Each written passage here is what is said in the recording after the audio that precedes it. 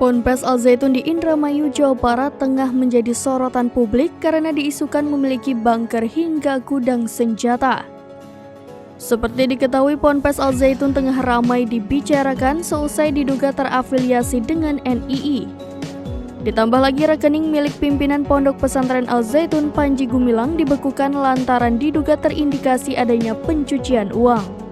Sementara itu, kabar soal isu Ponpes Al Zaitun memiliki bunker dan gudang senjata menggaung usai adanya laporan dari masyarakat. Namun soal kebenarannya hingga saat ini belum ada informasi yang valid terkait hal itu.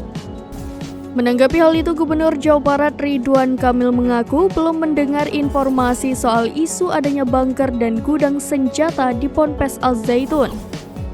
Namun Ridwan Kamil menekankan, jika hal ini melanggar aturan, tentu akan dilakukan tindakan hukum.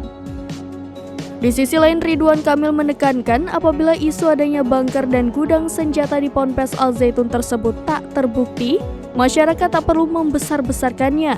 Pun proses hukum selalu ada di Indonesia, lanjut Ridwan Kamil, terkait apabila adanya tindak pidana. Pihaknya meminta publik fokus pada proses terkini, yakni soal proses hukum Panji Gumilang oleh Bareskrim Polri.